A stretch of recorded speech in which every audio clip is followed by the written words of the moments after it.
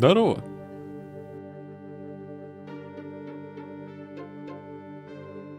Это продолжение изучения пожилого телефонного гейминга. И для вашей же безопасности я советую посмотреть предыдущую серию. А уж если вы не хотите, вот ваше следующее место жительства. Продолжим. Для начала я озвучу главную мысль. Я идиот. И еще тогда я задался вопросом, каким раком по концу прохождения кампании Каспиана у меня собрался только один артефакт. И тот обязательный. Ну и как неудивительно, это потому что я пропустил куски артефактов. Для брони, что обещал нам Никабрик, не хватило одной нити.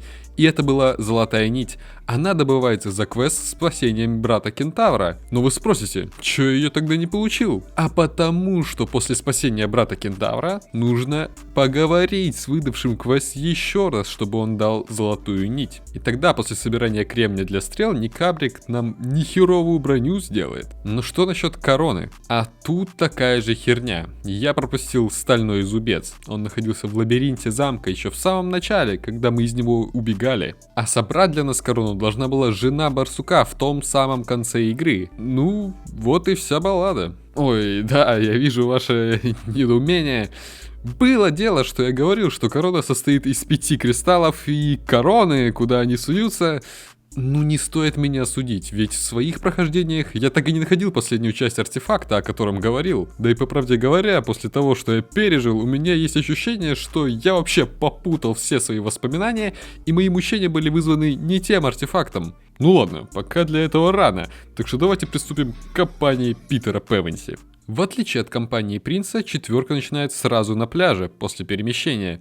И замечают руины. Пока я до них иду, вижу стену из лоз, которую потом придется сломать. И также по заказу братьев и сестер собираю яблоки на покушать. А дойдя, мне поручают собрать хвороста на костер и дают спички. Собственно, пройдя направо, я собираю палок и нахожу в сундуке серп, позволяющий аннигилировать лозу. После привала я мгновенно направляюсь обратно в начало, где в сундуке нахожу желтый камень. А пока я иду назад, прошу внимания. Я заметил, что удержание на прошлой части было таким себе, и я нашел решение данной проблемы. Полупрозрачное прохождение Subway Surf на фоне для людей с ограниченными черепными коробками. Ну вот мы и вернулись, и прошли внутрь крепости. Внутри мы по канону находим шмотки всей группы, вот только что это... Доспехи Эдмунда? Это что, внезапный дроп лора, что если бы Эдмунд встретился с Дедом Морозом в первом фильме, то получил бы от него доспехи? Всем похуй, я понял. Продолжая свое путешествие, мы находим белую ракушку и желтый ключ. Он нужен для того, чтобы открыть сундук около крепости, о котором мир несправедливо мало говорит. Сундук около крепости, вам есть что сказать своим хейтерам? Красная ракушка — это действительно сильно. Помните, как в игре за Каспиана в бюджет не входил конь? Так вот, в бюджет игры за Питера не входила лодка, так что гнома решили топить на берегу. Мы его, конечно же, вызываемся спастись, и тут я понял, что компаньон Эдмунд — это имба. Он настолько сильный, что его КТЕ всегда выходит за рамки возможностей остальных. Гном в подарок освобождения собирает нам кольцо из 2 ракушек, и мы направляемся к броду у реки Быстрой. По лесу, кстати, то и дело бродят блядские волколаки. По причине массовой миграции из ближайших районов Иманты к недавно открывшемуся Бичес-бару. Дойдя до развилки, которая вообще ничего общего с фильмом не имеет, происходит Люсина... «Я увидела Аслана в противоположной стороне от нашего пути, Тайбит». Ну вот официальный ответ Питера. Так что они идут к Беруне. По пути волколак охранял некий запертый сундук. Я задаюсь загадкой, что может храниться под замком посреди леса. Ах, что ж, давайте проверим. Господа, мы долбою. Пройдя дальше, кстати, умнее они не становятся, ведь буквально на следующем экране еще один волколак охраняет кусок дерева в сундуке. Но мы тут не за этим, а чтобы сразиться с Тельмарином и понять, что через Беруну мы не перейдем. И сразу же, как я ушел с того экрана, разработчики решили, а хули бы ему не пойти обратно и не собрать хвороста. Просто кайфа. Ну ладно, я собрал палок, развел костер на 5 цветов. И мы решили Чего? Чего? Что это? Что тут написано? Собрал палок, развел костер на 5 цветов, и мы пошли на боковую. Что? Пока я спал, ко мне пришло осознание, что какой-то идиот все-таки повелся на развод во втором обзоре фильма, и мне надо сделать трюк на скейте. Только без шуток, это реально я. Короче, мы будем снимать.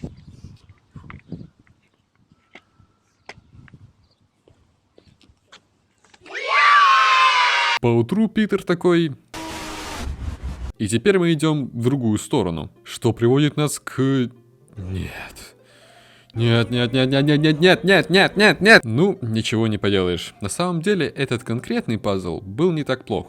Но даже так, игра как будто держится на желании разработчиков впихнуть самые монотонные и растягивающие время вещи чисто по приколу. В сундуке, кстати, тут лежит бамбук.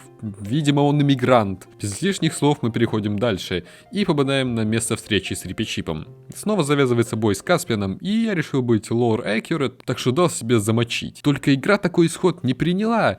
И это при том, что в игре за Каспиана проигрыш Питеру рассчитывается как одна из возможностей. Черт, я ошибся. Перелопатив Каспиану рожу, я продвигаюсь дальше по сюжету, а переносит нас сразу же нападение на замок Мираза. От такого хода мы получаем два лорных факта. Первое. Кажись, пока Каспиан собирал материалы для нарнийцев, Питер низги не делал, раз нам ничего не показали. И второе. Кажись, эта кампания будет не такая долгая, как я думал. Пока Каспиан собирается спасать своего профессора, мы направляемся к комнате Мираза. Однако прямо у двери встречаемся с принцем и заходим для интервенции. И я не понимаю, кто писал этот сценарий, но в нем Каспиан просит Питера о помощи против своего дяди. Хотя нет, я понял, кто это писал. Очевидно, фанатик Питера. Он и Каспиана при встрече победит, и с Миразом ему поможет. Короче, это фанфик про старшего Певенси. После победы мы бежим открывать ворота. Идем мы по другому пути, нежели Каспиан. И дойдя до ворот, именно мы их открываем, убивая... человека в доспехах скачать онлайн. Моя теория все больше подтверждается. После открытия ворот мы направляемся обратно в замок к Миразу, но на нашем пути встает могучая армия из 20 человек.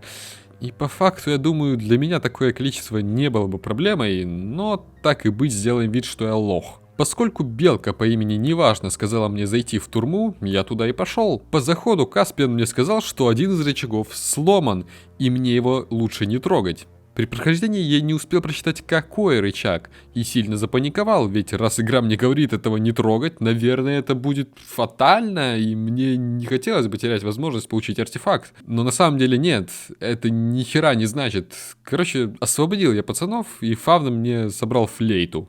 А кентавр дал мне зеленый камень. Ну а после места заключения строгого режима направляемся к воротам. По пути я спасал наших ребяточек, и один кентавр дал мне синий камень. Выйдя из крепости, мы видим перепалку между Питером и Каспианом. И сразу же после этого мы должны найти второго. Но я, как настоящий умник, пошел искать брата Бурсука, что стоял рядом. Однако сначала я прошел мимо него и через верхний ход прошел, на мое удивление, в грот, а конкретно в комнату, где Каспиан собирал камни для стрел. Я тут нашел Рипичипа, который просто стоит, и Фавна, который хочет есть, но не принимает мой шведский стол.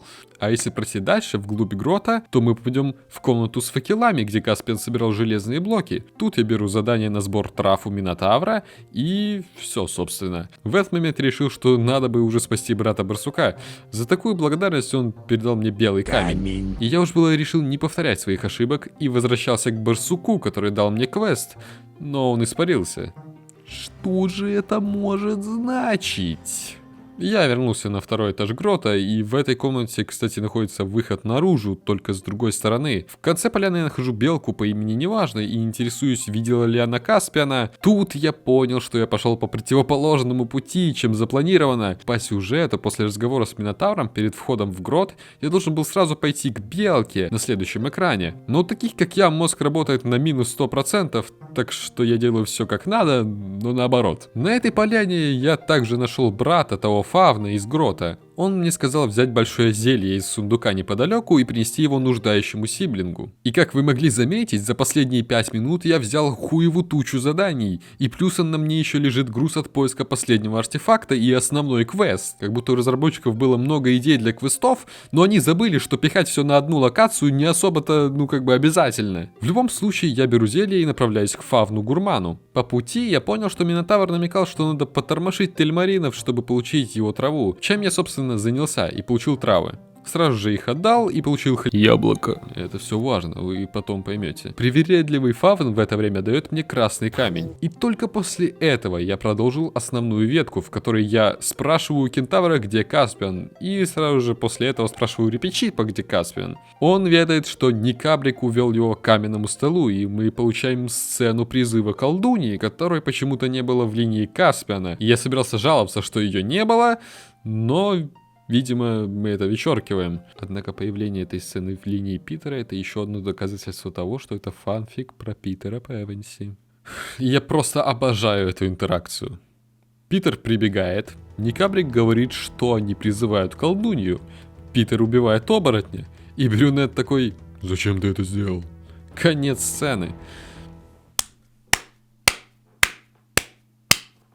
После перехода происходит буквально двухстрочный диалог с Люси, и мы переносимся в момент подготовки к дуэли с Миразом. Питер должен найти гнома-блондина, чтобы получить доспехи, но черт, как же манит этот ебаный пазл с каменными шарами и анимациями дверей. Я просто не могу! В награду, как неудивительно, выдается еще один волшебный камень, пурпурный. В конце концов, я таки получил броню от блондина и направился к Миразу. Вот помню, в детстве мне этот бой давался с трудом и был чем-то сложным, но сейчас я вас умоляю, этот хлюпик даже с компаньонами мне бы продул. После битвы я передаю Каспиану право на убийство и с помощью магического загрузочного экрана очухиваюсь в гроте, наполненном тельмаринами. Мне было сказано спасать норнийцев, и, собственно, этим я и занялся, пока не дошел до белки, неважно. После разговора с ней я пошел в комнату грота слева от этой, и, если честно, немного занервничал, ведь все еще не собрал последний артефакт, поэтому решил всех и вся исследовать, но по своей неосторожности не заметил, как заговорил с квестовым НПЦ и затриггерил продвижение по сюжету, не забрав один сундук под ним.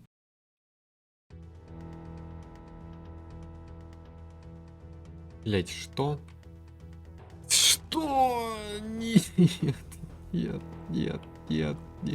Но я уже не мог отступить, поэтому, обследовав последнюю локацию и поняв, что она пустая, я пошел к реке, где ждала концовка. Она не сильно отличалась от концовки за Каспиана, но теперь мне открылся режим арены. Честно говоря, в этот момент я был в полной фрустрации. Я уже надеялся, что смог пройти всю сюжетку и собрать все артефакты с первого раза. Но этого было недостаточно, чтобы меня остановить. Я вновь прошел всю игру и посмотрел, что же все-таки было в том сундуке. Там было мясо. Но ничего страшного, ведь это не значит, что я сдамся. Я прошел игру еще раз и не нашел абсолютно ничего. Окей, в этот момент меня уже заебало играть в эту игру. Но мое желание пройти игру, по которой нет ни одного вменяемого прохождения, взяло вверх. Через 1,5 недели. Но главное, что в конце я смог понять, где прятался последний камень, так нужный для последнего артефакта. Он был спрятан у этого чувака. Да, у него. Тут очень интересная ситуация просто. При выдаче квеста он просит нас найти травы, что украли тельмарины. Это мы, собственно, и делаем. После победы над захватчиком Питер говорит, что нашел у него травы. Ну, прекрасно, что сказать. В таком случае мы идем обратно к Минотавру и получаем яблоко. Вот вы видите проблему. Трудности формулировки и режиссуры. Нас просят найти травы. Мы находим травы. Мы получаем награду. Яблоко. А ведь на самом деле нужно убить еще нескольких блядских рыцарей и передать Минотавру травы, после чего он такой: спасибо, что вернул все мои травы, и выдает оранжевый камень. Это поистине самая тупая херня, которую мне приходилось искать. И я нашел ее только потому, что на 3-е перепрохождение решил зачищать каждую локацию под 0. А ведь можно было решить все простым перефразированием. О, пучок трав. и все бы стало на свои места. Но, очевидно, переводчики в игру не играли и вообще на каменном столе все это вертели. А собрать львиный камень должен был гном-блондин, как я и предполагал в первом прохождении, но не получилось. А поскольку это все наконец закончилось, время итогов. Я остался доволен. Это было действительно интересное приключение. Много вещей тут никак не цепляют. Диалоги поставил ассистент улитки режиссера, головоломками с рычагами пытали узников Азкабана, а битвы настолько репетативны, что хочется вместо них смотреть 30-секундную непропускаемую рекламу. Но я человек вайбов и получил такой, сука, вайб. Вы представить не можете. Конечно, прохождение линии Питера хоть и напоминало симулятор вызова дежавю, но чувствовалось, как будто у разрабов резко вдохновение посреди продакшена включилось, и они напихали всяких крутых штук. Однако мне линия Каспиана роднее. Я ее много перепроходил еще тогда, давно, и, наверное, поэтому она мне как-то греет душу. Ну и ладно, фиг с ней. Заходите в Telegram, там я выложу видео для 1 апреля на 10 лет раньше, чтобы вас удивить.